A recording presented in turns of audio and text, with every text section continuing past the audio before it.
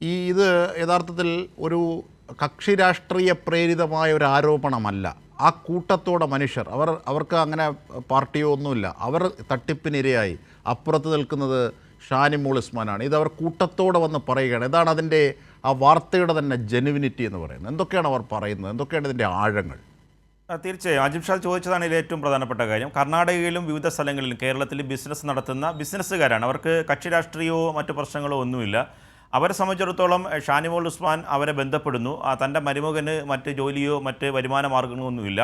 ഈ ഫ്ലാറ്റുമായി ബന്ധപ്പെട്ട ഈ കാര്യത്തിൽ 20 ഫ്ലാറ്റ് അവിടെ മറ്റ് ബിസിനസ് ചെയ്യാൻ അനുവദിക്കണമെന്ന് പറയുന്നു. ഈ പ്രധാനപ്പെട്ട 80 ഫ്ലാറ്റുകളുള്ള അവിടുത്തെ 215 ഫ്ലാറ്റ് അപ്പാർട്ട്മെൻറ്റുള്ള ഫ്ലാറ്റ് സമുച്ചയമാണ്.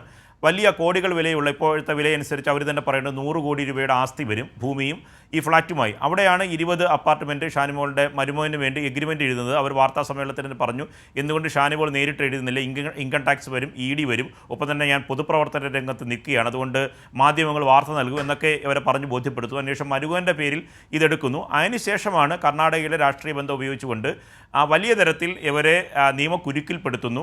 നിയമക്കുരുക്കിൽ ഇവർ നിയമപരമായി കോടതിയെ സമീപിക്കുക എന്നത് ഷാനിമോൾ ഉസ്മാൻ്റെ കൂടി ലക്ഷ്യമായിരുന്നു എന്നാണ് ഇതിൻ്റെ പ്രവാസികളും ഈ പണം ഇൻവെസ്റ്റ് ചെയ്തിട്ടുള്ള നിക്ഷേപകരും പറയുന്നത്. അതിൽ പൂർണ്ണമായി ഇപ്പോൾ ഫ്ലാറ്റിൻ്റെ നിയന്ത്രണം ഷാനിമോൾ ഉസ്മാനും അവരുടെ മരുമകനും ഈ ബിസിനസ് ഡീൽ ഉറപ്പിച്ചവരുമാണ്. ഒരു തരത്തിലുള്ള വാടകയും അവർക്ക് നൽകിയിട്ടില്ല. മാത്രമല്ല പോലീസിനെ ഉപയോഗിച്ചുകൊണ്ട് ഭീഷണിപ്പെടുത്തുന്നു.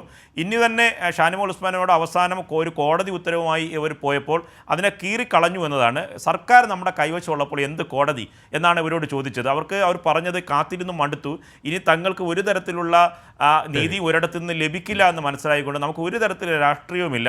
അവർ തന്നെ അല്പം മുമ്പ് ആജിം ഷാദ് പറഞ്ഞു, ഈ കാര്യത്തിൽ കോൺഗ്രസിൻ്റെ നേതാക്കളെയെല്ലാം നമ്മൾ പരാതി കൊടുത്തു. അവർക്ക് നേരിട്ട് ഇതിനകത്ത് ബന്ധമൊന്നും ഉണ്ടതായി നമ്മൾ ആരോപിക്കുന്നില്ല. അവർക്ക് എന്ത് ചെയ്യാൻ കഴിയും? അവർക്ക് നിയമപരമായ സഹായം മാത്രമേ നമുക്ക് ചെയ്യാൻ കഴിയുള്ളൂ. തീർച്ചയായും കോൺഗ്രസിൻ്റെ തലപ്പത്തിരുന്നുകൊണ്ട് ഷാനിമോൾ ഉസ്മാൻ നടത്തിയ ഈ തട്ടിപ്പ്, അതിന് കോൺഗ്രസ് തന്നെയാണ് മറുപടി പറയേണ്ടത്.